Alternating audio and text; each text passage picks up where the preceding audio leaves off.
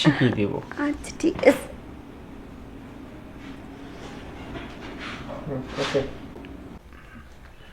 Sir, আসলে আমার মেয়েটা বড় হয়েছে ঠিকই, কিন্তু প্রচণ্ড দুষ্ট। অনেক পড়ানোর চেষ্টা করেছি, অনেক ভালো ভালো টিচার দিয়ে পড়িয়েছি, কিন্তু কোনোভাবে পাশ করতেছে না। দেখছেন তো স্যার, বড় হয়ে গেছে, বিয়ের উপযুক্ত। যদি বারবার ফেল করে তাহলে কেমন লজ্জার বিষয় না স্যার? এগুলো নিয়ে আপনার চিন্তা করবেন না, আমি যাদেরকে পড়াই নিজের মতো করেই পড়াই। হ্যাঁ স্যার, আমি আপনার অনেক সুনাম শুনেছি।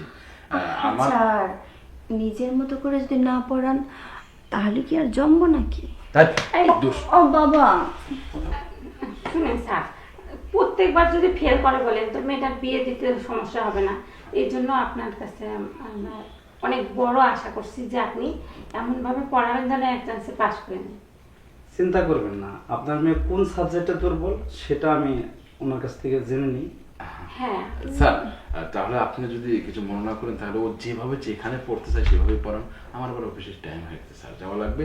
তুমি ছাড়ার জন্য নাস্তা রেডি করবে, স্যারকে খাবার দেবে। হ্যাঁ বাবা স্যার, যাও না, যাচ্ছি স্যার। আমি আগে এই বিষয়ে আপনি পড়াশোনা কোনো করবো। টেনশন করবেন না, আমি বিষয়টা দেখতেছি। আমার একটাই অনুরোধ স্যার, আপনি নিজের মেয়ের মতো করে একটু দুষ্টুমি করলে একটু মানায় নেবেন স্যার। হ্যাঁ স্যার, সমস্যা নেই।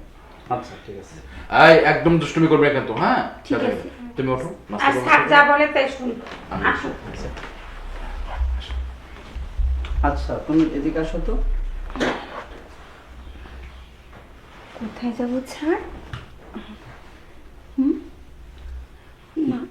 মানে তুমি ওই জায়গায় বসো। আব্বু কি বললো শুনেন নাই? নিজের মেয়ে করে পড়তে বলছে, তাই না? মেয়ে কিসে, আমি কি মেয়ে নাকি? না, পড়াবো তোমাকে, এখন তুমি কোন বিষয়ে দুর্বল সেটা তো আমি জানি না। আপনি না জানেন কি, আমি তো জানি যে আমি তো জানি, তাই না? আসলে আমার পড়াশোনা কিচ্ছু মাথায় ঢুকে না, আমার মাথাতে শুধু এটা ঢুকে। ও তাহলে এই এত বিষয়। সুন্দর জিনিস, বয়স তো ভালোই হয়েছে, বাবা মার চোখে পড়ে না, বিয়ের সাথে যায় না। যেহেতু আপনার মতো একটা সার পাইছি, তাহলে তো কোনো তুলনাই হয় না। তাহলে বুঝতে পারছি, তাহলে তুমি সাবজেক্টের বিষয়ে দুর্বল না, দুর্বলটা এই বিষয়ে। অবশ্যই। ও না, আসলে এটা যদি করি তোমার বাবা আবার কি মনে করবো। বোকা নাকি আর কি? তোমার আম্মু কি কোথায় গেল জানি? শোনো, আমার আব্বু যাবে অফিসে, আম্মু হয়তো কোনো রান্নার কাজে ব্যস্ত থাকবে বা অন্য যে কোনো কাজে ব্যস্ত থাকবে, সেদিকে তাকাইও দেখবে না। আর এই চান্সে আপনি আর আমি দুজনে হয়ে যায়। আচ্ছা ঠিক আছে, তাহলে তুমি যেহেতু বলছো, দেখি কিভাবে তোমাকে এইটাও শেখানো যায়। তাই নাকি? হুম। সারা জীবন তো শুধু পড়াশোনাই শিখিয়ে গেলেন, আজকে না এই জিনিসটা আমি আপনাকে শিখিয়ে দেবো।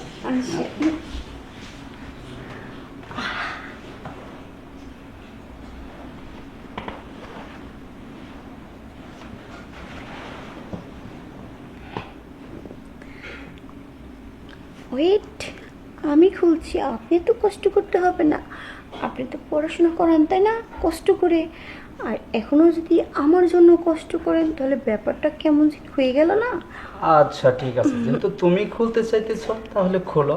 আচ্ছা,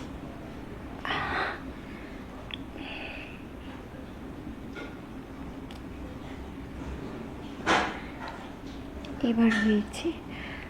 এবার আমার যে জিনিসটা আছে আর আপনার জিনিসটা হয়ে যাক খাপে খাও। আচ্ছা ঠিক আছে, তাহলে খাপে খাপ হয়ে যায়। ওকে ডান।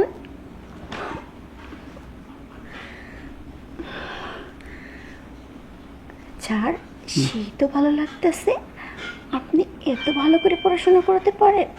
যদি আগে জানতাম না তাহলে অনেক আগে আপনাকে বেছে নিতাম। এখন থেকে তোমার আর টেনশন করতে হবে না, এরকম নিয়মিত তোমাকে।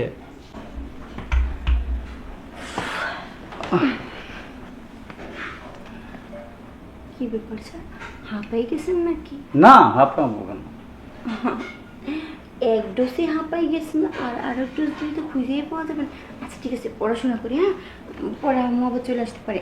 আচ্ছা ঠিক আছে, তাহলে শোনো, স্যার বলেন। এভাবে তাহলে প্রতিদিন এসে তোমাকে ভালোভাবে পড়াই যাবে।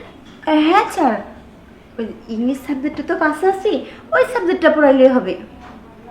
ইংলিশ সাবজেক্টের কাছে আছো? হ্যাঁ। গণিতে তো কি ভালো? সব দিক দিয়ে ভালো আছে, বাট ওই জিনিসটাই নর্মাল আছে, ওই জিনিসটাই প্রতিদিন একবার করে শেখাতে হবে। এটা না, আর তুমি যদি কোনো টেনশন করবে না। শিখান, বুঝছেন, তাহলে কিন্তু আমি সব বলে দেব। না না না, এগুলা যদি বলো তোমার বাবার কাছে তাহলে আমার সমস্যা হবে।